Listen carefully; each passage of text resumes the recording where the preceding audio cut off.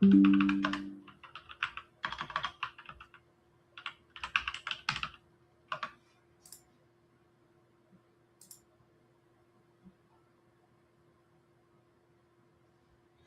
everyone, welcome to the AI Amigos Show. I'm with here my good friend Jin Chao. Jin Chao, how are you? Hi, I'm just practicing the pointing at the moment. No. Say, Mr. Jin Chao, Philomath, yeah. All right. Yeah, Yeah, well, welcome everyone. We have a great show. We've got a lot of stuff, a lot of stuff we want to talk about today. Fun packed show, a lot of content we want to yep, cover. a But as lot of Jin Chao said, we are sponsored by Tequila AI. If you need any AI solutions, these are the guys to talk to. So Tequila AI, and then you see, I'm still a principal data scientist. You could say that I'm a data alchemist, but you're a philomath, so you love learning and studying. That would be yeah. true, Jincho. Yeah. So from now on, every episode, I would change the name. Let's see, my creativity. Then let's see how many names. I'm looking forward to Jincho. Actually, I'm Maybe really there's looking a forward to certain that. point in the race, I would just go downhill. The name just crappy name. We don't know. See. Maybe we can get everyone voting on the name they like the best to see which one Yeah, that yeah. that Give you can us go with. a vote. Yeah. Well, so let's get on to today's show and what we got to talk about. Well, first story that we have on deck here Mm-hmm. is that Anthropic surpasses OpenAI in enterprise adoption. Yeah. What do you think? I mean, that's it's the first time since the AI race began. More American businesses, and I think in this particular case, are paying for Anthropic's Claude than Mm-hmm. OpenAI's ChatGPT, and they've hit a 34.4% of business adoption in April 2026 versus OpenAI's only 32.6. So that is a lead that is both historic and fragile. What do you think, Jinshaw? That's pretty interesting, right? Yeah, I think like GPT is late to the game. We can't it's because Anthropic has go through this from the day one, right? This Yeah. is their products. So we don't know what's the race gonna be like in the future. Excuse me. But like ChatGPT as well is taking the first bite of the market, is already go through its business cycle. It knows how to support those business. So Anthropic definitely have advantage. And we use Claude Code as well, right? Yeah, So absolutely. Yeah. And I mean, yeah. Claude Code is working really good, but Codex is, we talked before in the last couple of episodes, the Codex is doing much better for coding. Mm-hmm. Um, but I think, at least for Claude Code, for me, that was the first one that was really, really, really good. That was, Mm-hmm. I like using the CLI. Maybe people might like using maybe the Yeah. app or in the plugin. I like the CLI because it works directly in there. But what I was going to say is like last week, Anthropic released as well Claude for Business, where they have agents for business, and then we know Right. they do it for financial services. So Yeah. they are very much hitting small businesses, which is, Definitely. Definitely. that's That's a the very key, right? That's the people who wants to use it. And then also as well, Cloud Code has this kind of plugin you can put into the IDE, like Microsoft Code or something like that. But GPT, like Codex, doesn't have that at the moment. Am I yeah. correct? Yeah, because No, it does not have it. It has the plugin into the IDE. mhm. I've not used it. I've seen it, but I've not used it. They had an old one, but it wasn't a ChatGPT one. It wasn't a Codex one. But Yeah, I and did download the Codex app, and I've been using that a bit, and that's working pretty good. And then using the CLI as well, it works pretty well. oh, they have terminal CLI as well, right? Okay. Yeah, that's right. Okay, I But didn't use it. I mean, like this is the thing for developers now. You finally get everything set up in Cloud Code. You get your skill, you get your hoops, you get all the things you set up, and now you're gonna move. It's just pretty hard, isn't it? it is, and equally like for me, when I use like Claude Code, and anytime anything new comes out, that I see stuff like on TikTok or you see, you get your news feed, things like that. and I'll just say I'll get the GitHub link, or I'll ask Claude directly, say, my workflow based on what I'm working. Yeah. Does this fit or does it not fit? And if it does, how does it fit? And then it will come back and tell you. So I think trying to move from that to an OpenAI is going to be tough. You know what I mean? Yeah, I think a lot of those validation we see people posting about on YouTube says a lot of people says Codex is better. It's because they just simply going through building a website, building some app with little instruction or with the same instruction, compare the results. But there is a level of day-to-day as well, right? Once you set up, like you have cron jobs running at 8 o'clock, 9 o'clock, you already implemented those skills or agents inside each of the code folder or repo or whatever, right? So if you want to change for business, that's quite a lot of change, and then you have to adapt on everyone's computer, right? When you put it into the folder, and the other developer can use that skill and knows how to do it and what's the standard or all that, you can do that right in the Claude Code. So when you change to Codex, it's just brand new. It's kind of, to me, it's kind of like you setting up the stuff in AWS. Now Azure or Google is cheaper, and then a lot of company moved. It's that kind of choice now, I think. Well, I know for myself anyway, I got an email from Claude. They were saying they were allowing double usage to the end of June or something like that. And I think there was, because remember when they introduced they still have the windows, but they started changing the way the tokens were calculated, and people were hitting usage limits very, very quickly. Yeah. And I think they're doing this to kind of make up for that kind of screw up. Mm-hmm. But they're saying they saw Dario Amodi said that Amodi says, I don't know how you pronounce the surname, said he saw 80 times growth in revenue and usage for Q1 226, where they only plan for a 10x growth. Yeah. Okay. Yeah. So that's a big thing, right? I mean, that's where, having outages and rate limits and quality complaints and, well, now we see that. Now we talked about last week a bit as well, that they made a deal with SpaceX. Yeah. Using the Colossus One data center in Memphis. So that can help a lot. Yeah, that's actually instant connected in. So they are already providing service. Musk is already providing that to them now. I think AWS was committed to invest on the infrastructure with Claude as well, with Anthropic. So there's a much larger investment coming, but it's in stages, right? But I mean, Musk's infrastructure, Colossus One data center is definitely instant help. So they already doubled the quotas for everyone, and the token limits. You don't have that kind of limits, hitting that limits very quite often as before now. So yeah, it definitely helps. Well, I mean, here's a Gallup poll that was very interesting. In February 2026 survey of 23,717 U.S. employees found that only 50% of employed Americans now use AI at work at least a few times a year. Which that's wow, right? To me, that's a very low number. Meaning that they only use it a few times a year. That means that the other half don't use it at all. 13% use it on a daily basis. That's a very low number.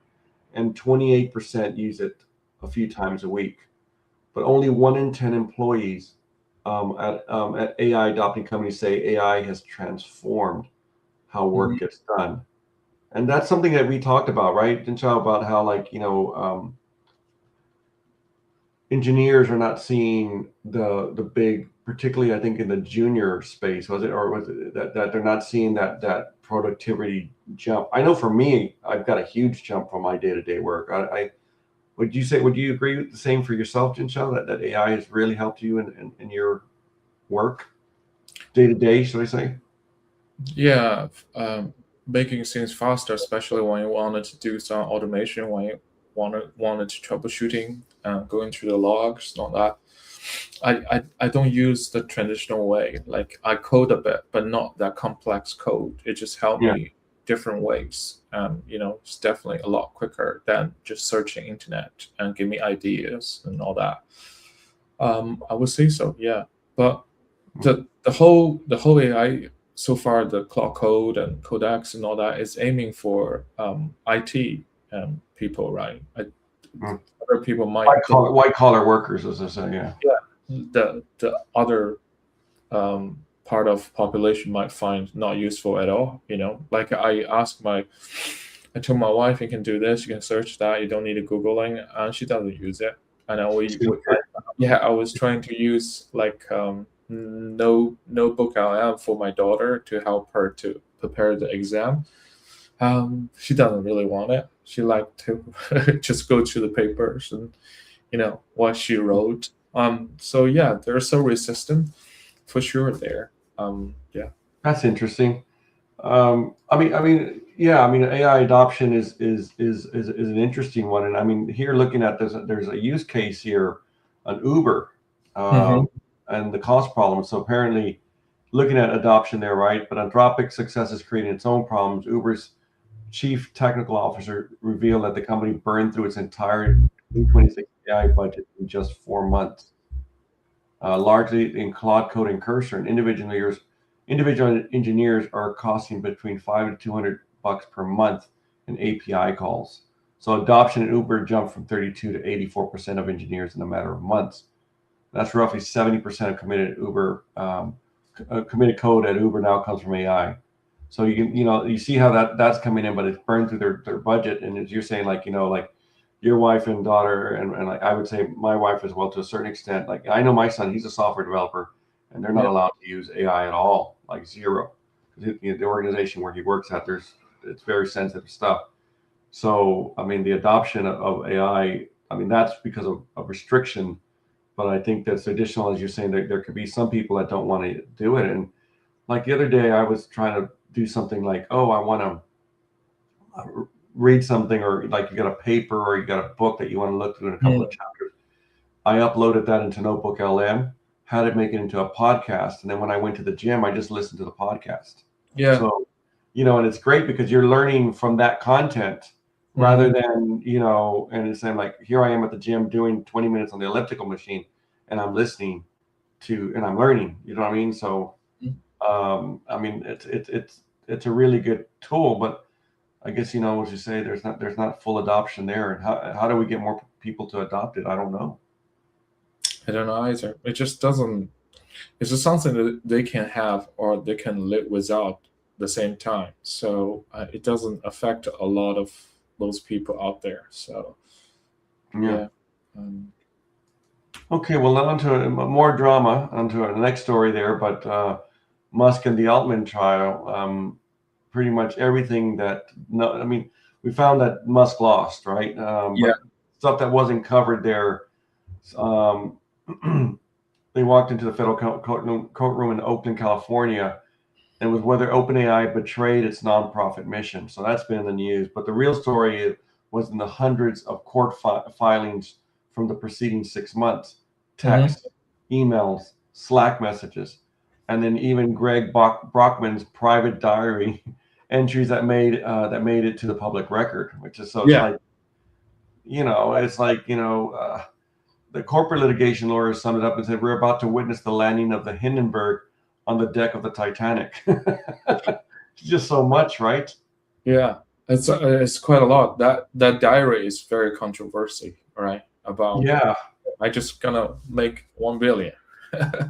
How do I make 1 billion or 10 billion? What was the number? But really big. Well, one of the big things that was revealed there, Jinch, I don't know if you see, but was whether Musk was on ketamine at Burning Man in 2017, whether it impaired the business conversation. And the judge ruled some of this as admissible and some of it was excluded. But the drug use angle is part of the broader picture of Musk's state of mind during key decisions. And I mean, I know that he is a big ketamine user. I mean, this is not a secret, right? Yeah. But he's a business.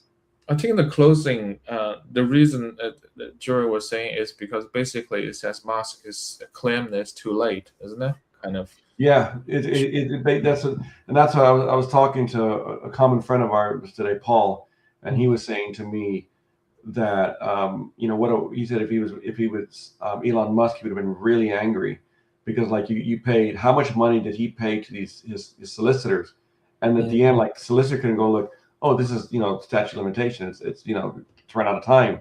So the judge goes and says that, but he spent all this money and all this drama and everything like that.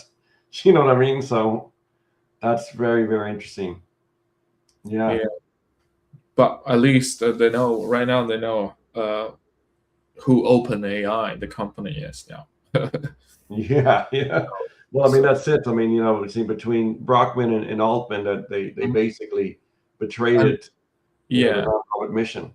I know lately, I think Brockman and Altman, they all invested into a chip company which just IPO'd a couple of days ago. You think any inside information there? Yeah, some name as C something something. They both it was just IPO'd. Well, I wonder if there was some insider information there. So yeah.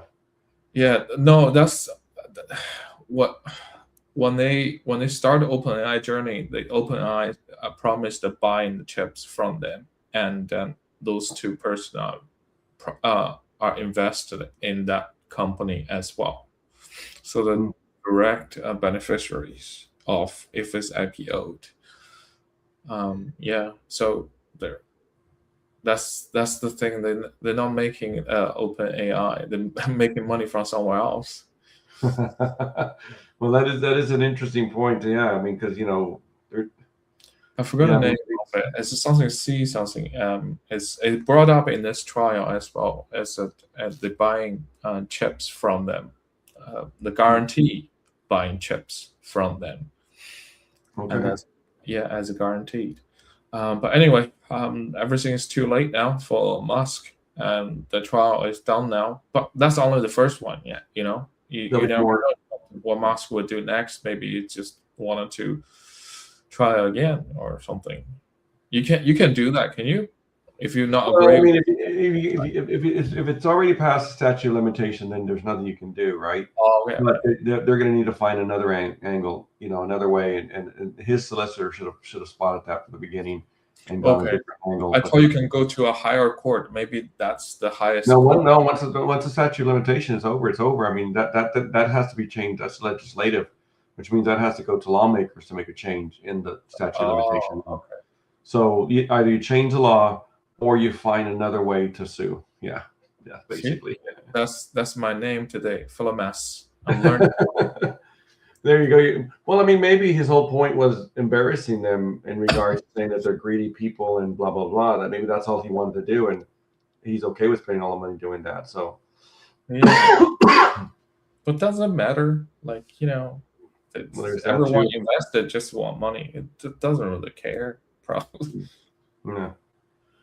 Well, the next story that we have on there, which ties in with this one, is the AI, bubble. Well, in this case, we're not going to use the word bubble, but is the AI stock rally losing steam? So, and banks like Goldman Sachs and Citibank are both warning that the AI stock rally may be overextended, and which is always the case in the markets. The pendulum always swings too far. But really, what's interesting is if you look at the S&P 500 gains, 85% of that was tech, and then you got to wonder, is it overweighted in tech? Yeah. What do you call the Mag 7? What's that? The Mag 7, the biggest Mega 7, or this is a term they call it. They're always coming up with new terminology. It's hard to keep up. Yeah, it's the biggest 7 companies, right? Yeah, the Magnificent 7. All right, maybe. I don't know. Yeah, well, that's a play on words because there was a movie called The Magnificent Seven, which these 7 cowboys saved a town and blah, blah, blah, blah. But for our audience, it's interesting as well. Is it yesterday or today? The quarterly report will come off on NVIDIA. I think that's very, very important. Yeah. Report. It depends on the report. It can carry the weight of a whole AI stocks at the moment. That's exactly what it's doing. But then you have other companies like CoreWeave. They became the poster child for AI infrastructure overextension, where after reporting their earnings, the stock tanked just under 20%, and they missed expectations. Yeah, and since we're talking about stock, I heard something. I was doing some news. There's news come out from Korea. It's quite funny. And this person is related to AI stock as well. This person had a jail sentence. He has to go into the jail. So before going to the jail, he bought this transformer company, produce transformers. Like what we said last time, it's not the transformers, but it's for not the robots. Yeah, the robots in the sky. Yeah, or transform the electrics, from high voltage to low voltage or something to the AI data center. So he invested in this company right before he go to the jail, just put the money in, and he go through the 3-year sentence and come out now, and his stocks roasted 10,000%. Wow! Just because AI is pure. There was people were saying like, is there really is going to jail bad luck? I don't know. Maybe it's good luck. Well, equally, you could have bought the stock and not gone to jail. Yeah, but that's just one, and I don't know what's the odds, So yeah, fair enough. Mm-hmm. Well, I mean, the real question now, looking at what the AI, and we talked about this before, but what Wall Street is asking is, both Amazon and Alphabet or Google are projecting nearly $400 billion in combined AI infrastructure spend in 2026 alone. So when do investors actually see any returns, and what's the gap between what AI is real and what AI is fairly priced stocks? And I think, the thing about the market, I'll tell you, it's always the case. The market, like I said, the pendulum swings, too far in either directions. People buy too much and people sell too much. And so, I think this is just a story where that you can apply to any stock that's out there. I think all the large company already using AI, right, in some extent. Yeah. Do they want to doubling down the usage? I mean, look at the previous news, right? Uber is already developers using $2,000, right? How much more can you use? If you use more, that's someone's salary. Do you know what I mean? Like $3,000 or $4,000. I'm not sure about in America, but that's a junior developer, right, or something like that. That's exactly right. I mean, and the thing is like, could you do the work with not having to, you could do the same work with what with that without having, the AI. You're saying, when you start doing a cost benefit analysis is what I'm trying to say here. Is that also not just that, for a long-term company, you have to think about the growth perspective as well. Like the junior developer is not going to be junior all the time. That's right.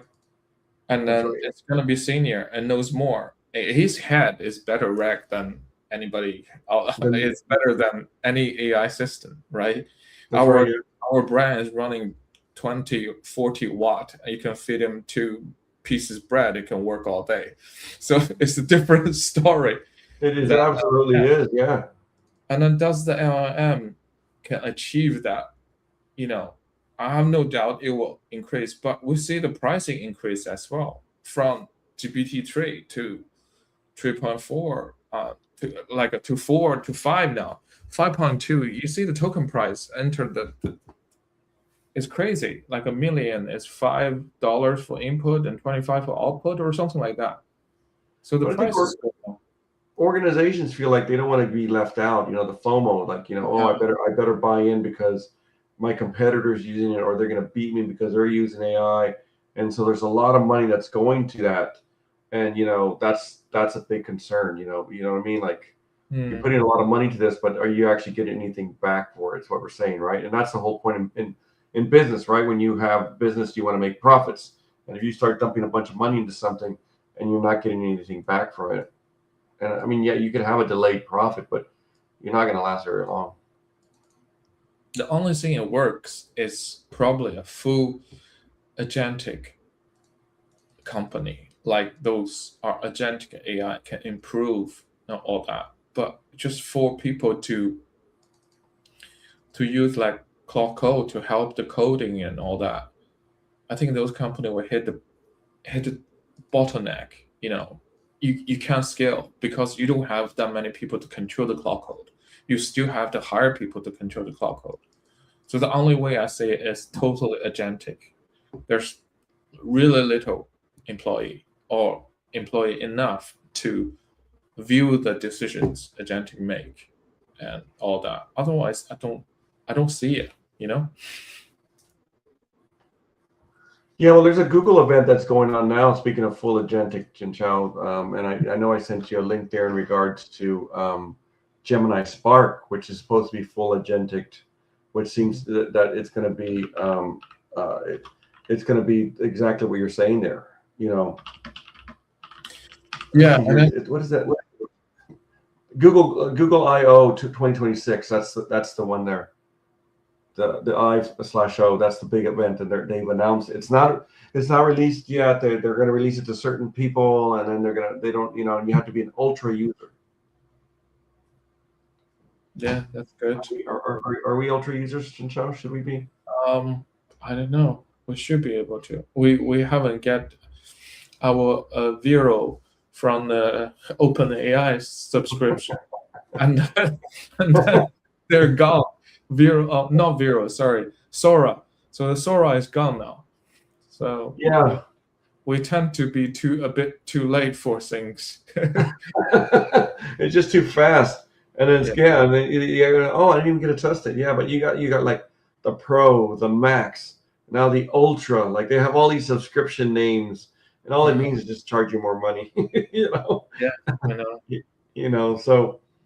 Well, the last story, we talked a little bit about the release of ChatGPT, but the last story we have on deck here is the Trump-Xi summit. No AI breakthrough. Did I pronounce the name correctly? Is it Xi? Xi. Xi? Xi? Okay.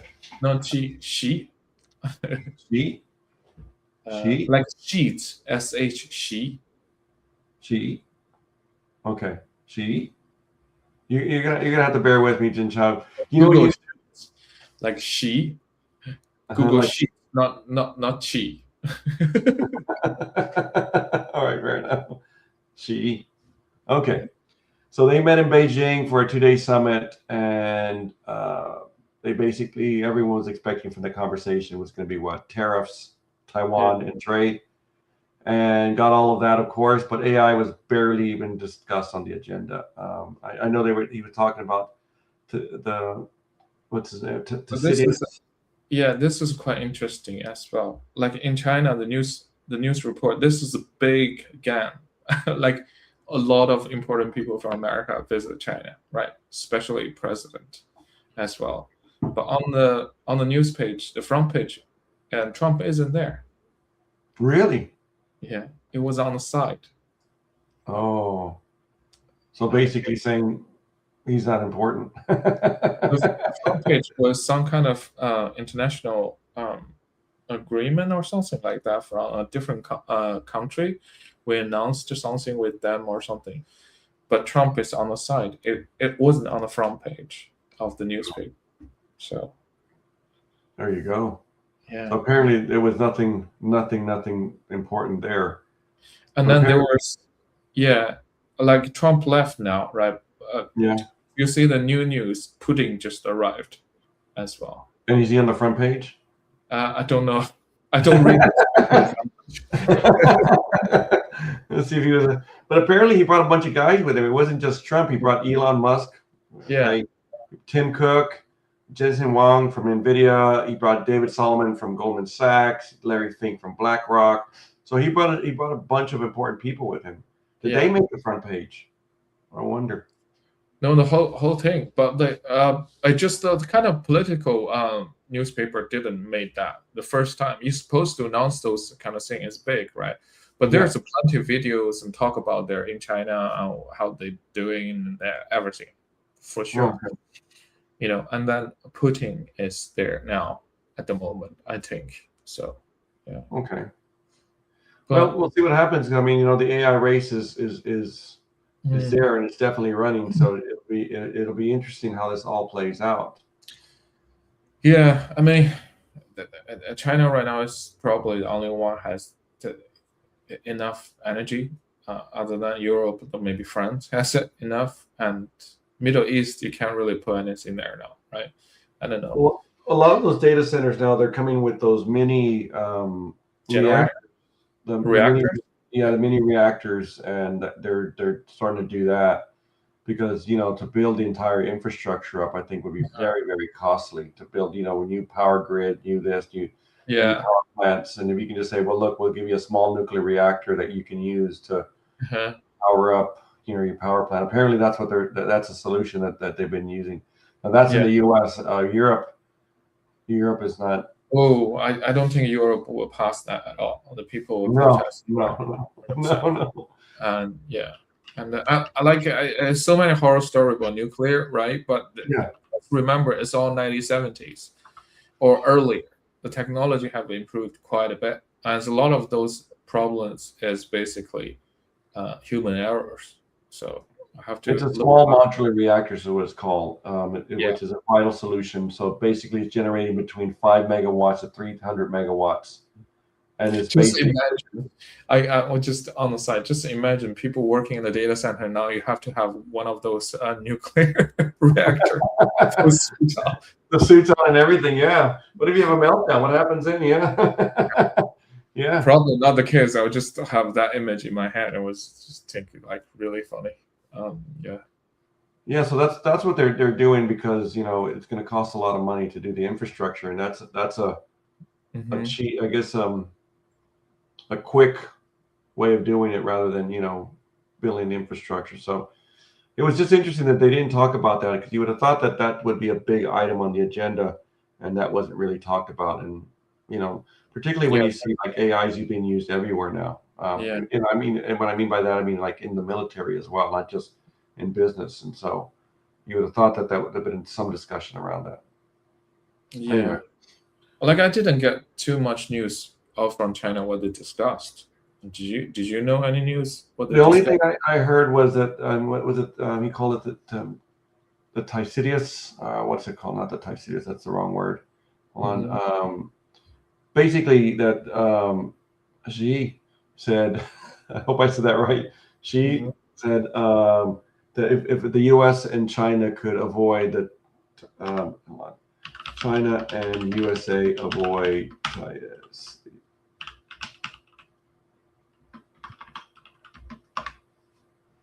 Now, what's it called?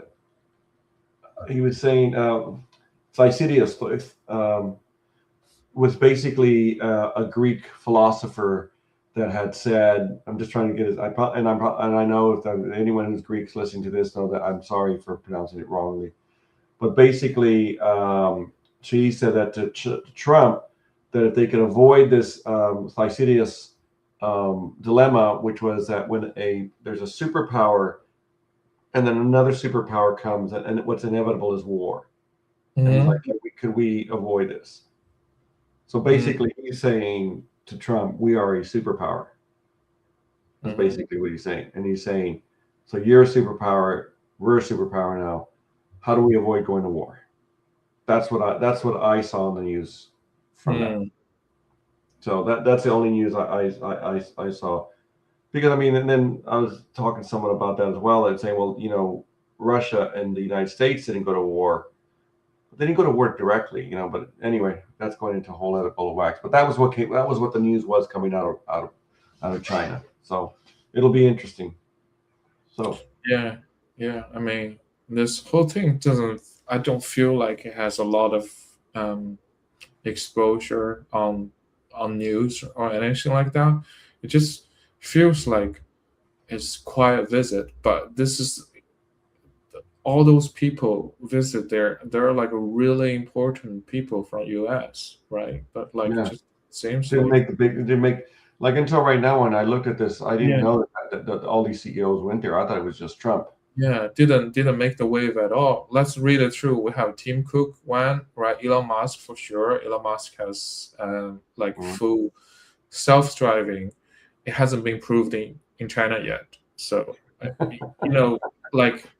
there's a first case in Netherlands now, in Europe, right? So that was it. So that's the kind of reason I haven't bought Tesla yet. If Tesla does that in Ireland, I would totally buy it, because you don't get the same kind of one in like what you get in US. And the next person is Jensen Huang, right? NVIDIA for sure, right? And David Solomon from Goldman Sachs, Larry Fink, BlackRock, and Gina Fraser, Citibank, is that? Yeah. And Steven Schwarzman, Blackstone. Schwarzman. Yeah. Butcher names now, just like you butcher me. Exactly. I'm just trying, Jinsha. I'm trying, all right? And then Kelly Altberg for Boeing. Boeing, yeah. Yeah, and plus Meta, Visa, Cisco, Qualcomm, and Micron, and GE Aerospace, and Coherent. Yeah, MasterCard. All those people went into China. So, and yet it wasn't really talked about in the news, you know? No, that's what I'm surprised about. Yeah. It's, I guess the Western media didn't have much to report news on it. Like, it didn't really get any. There was no major headline as such. Like, there was no major decision. There was no major, Yeah. Wow. Anyway. Okay, well, we've come to the end of our show. I want to thank everyone that's joined us. I've seen, thank you. There was a couple of comments there, but nothing major. But remember, we are sponsored by Tequila AI. So if you guys need any AI solutions, those are the guys that taught your clothes. You're there. And okay. So we'll see you next week. And thanks, Jinsha. Great show as always. And we'll see you guys next week. Have a great one. Bye now, guys.